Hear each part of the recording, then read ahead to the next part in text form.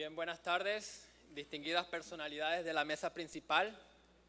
juristas de gran renombre nacional e internacional que se han dado cita a este evento académico que no solo busca exaltar esa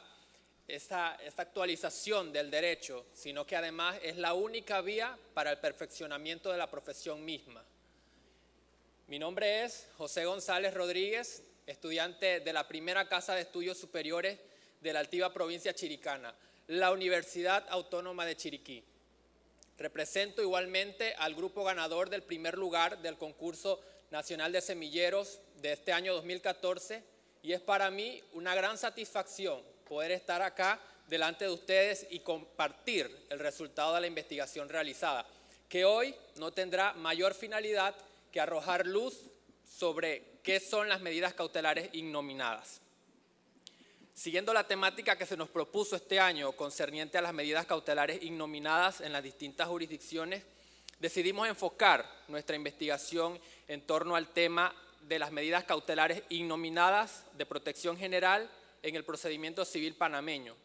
motivados mayormente por el conflicto que nos representa la derogatoria del artículo 569 del Código Judicial. De ahí parte nuestra inquietud y el cuestionamiento sobre qué efectos o qué trascendencia tiene sobre nuestro sistema de justicia la carencia de esta institución cautelar. Surge igualmente el ánimo de resaltar la importancia de esta figura. Pero, ¿cómo podemos definir una medida cautelar innominada? Al remontarnos históricamente, podemos ubicar esta figura procesal en el derecho romano desarrollada por Ulpiano en los interdictos y en otras doctrinas como la italiana y la austriaca. Por otro lado, cabe destacar que es el Código Procesal Civil Italiano de 1940 la referencia más próxima empleada para la inclusión y la adopción en el ordenamiento jurídico panameño de las medidas cautelares innominadas. Recuerdan aquel código famosísimo creado por los grandes juristas de la época, Piero Calamandrei, Giuseppe Chiovenda y Francesco Carneluti.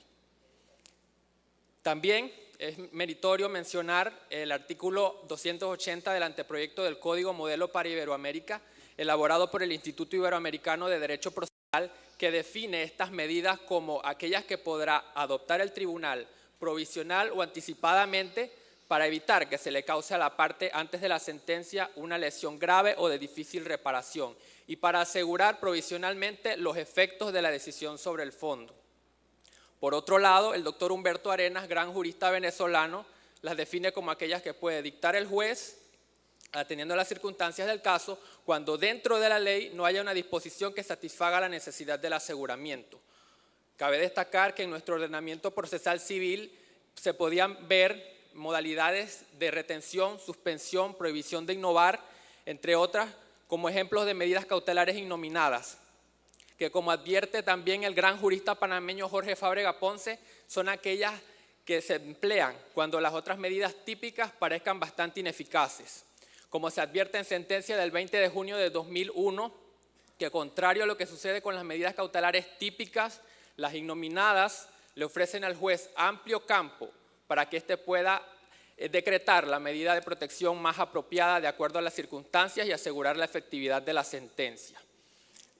Llegado a este punto, puedo aventurarme a definir las medidas cautelares innominadas como aquellas no contempladas taxativamente dentro del ordenamiento procesal civil, pero que puede decretar el juez antes o durante el curso del proceso para evitar que se le cause a la parte antes de la sentencia una lesión grave o de difícil reparación, y como un instrumento para evitar la ilusoriedad del fallo definitorio.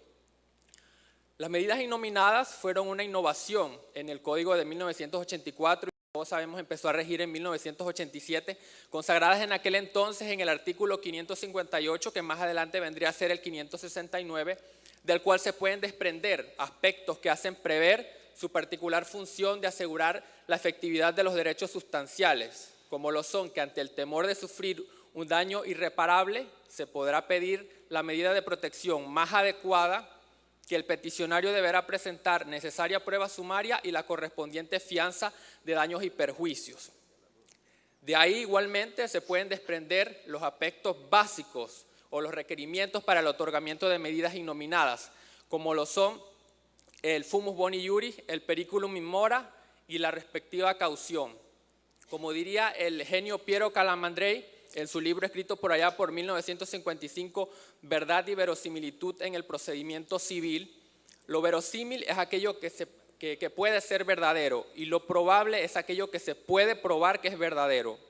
Implica entonces el fumus boni iuris alegar prima facie a primera vista la verosimilitud de mi pretensión, que posteriormente será sujeta a probabilidad a través de mis pruebas. El periculum in mora o peligro en la demora, que como advierte Jorge Fábrega, llega a constituirse como un elemento intrínseco de todos los procesos, el cual comporta una denegación de justicia y el cual es necesario reducirlo al mínimo posible. El otro de los requisitos es la caución, la cual es el instrumento que nos protege de los daños y perjuicios que se puedan originar al decretar una medida que es demasiado gravosa y en apariencia de un derecho inexistente. Es necesario resaltar en este punto que el otorgamiento de medidas innominadas de procedimiento civil no era algo habitual, el otorgamiento, puesto que los jueces, la mayor parte de las veces que se presentan, tienden a denegarlas, evidenciando que existía tal vez una falla en la aplicación de la norma, sea porque los jueces desconocían su alcance o naturaleza jurídica, porque preferían regirse por un catálogo de denominadas o típicas, o porque temen ser civilmente responsables cuando se dé un exceso en el depósito al decretar una medida cautelar que es demasiado gravosa. Es necesario mencionar también los errores procedimentales de quienes incurrían en su utilización, como se advierte en sentencia del 25 de septiembre del 2005, donde se advierte que no se pueden emplear las medidas de procedimiento civil para atacar o neutralizar los efectos de decisiones que se adopten en otros procesos jurisdiccionales. Las medidas innominadas tienen como características que son dispositivas, puesto que son a petición de parte. Son instrumentales porque no tienen un fin por sí mismas, sino que dependen de un proceso principal. Son de urgencia porque van encaminadas a protegernos, a tutelar un derecho y evitar que se lesione. Son adaptables porque pueden ser moldeables a las situaciones concretas que existan. Y son insustituibles como considera parte de la doctrina, ya que en aquellos casos en que se trate de una pretensión de naturaleza no pecuniaria, no se puede entonces otorgar o levantarla mediante una caución dineraria, puesto que se pierde el objeto de la pretensión y el proceso carece de sentido. Llegado a este punto, contrastamos las particularidades de las legislaciones de Perú, Colombia y Venezuela. Y en materia de medidas innominadas es clara. Existe una notable tendencia a aceptar la inclusión de estas medidas cautelares como una forma de tutelar y salvaguardar el derecho, tanto que alcanza su novísima inclusión en el recién creado Código General del Proceso Colombiano del año 2012. Y así sucesivamente va existiendo una conjunción, una uniformidad en todos los sistemas jurídicos de América Latina. Ahora bien, retomando la pregunta formulada inicialmente, concerniente a qué efectos o qué trascendencia tiene sobre nuestro sistema de justicia la carencia de esta institución cautelar. Es permisible cuestionar, como en su momento lo hiciera el Colegio Nacional de Abogados y el Instituto Colombo Panameño, el proyecto de ley número 565 llevado a la Asamblea por el Ejecutivo, que deroga a través de la ley 19 del 26 de marzo del 2013 las medidas innominadas. Se observa una posición de motivos carente de sustento jurídico fuerte y convincente que nos permita asumir la pérdida de una institución cautelar que asegura la plena defensa y salvaguarda de los derechos constitucionales básicos. Llegará el momento en que un ciudadano de este país acuda a un tribunal en busca de justicia para que se le tutele un derecho y se encuentre en la indefensión. ¿Vulnera eso entonces o no la tutela judicial efectiva?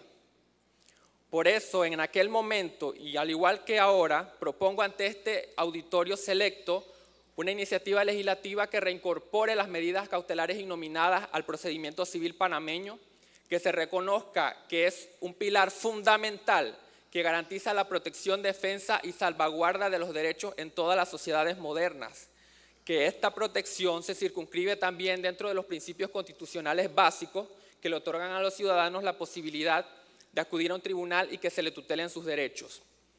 Esta infracción al derecho de defensa y al derecho de tutela judicial efectiva solo puede ser subsanada a través de la acción de legislar.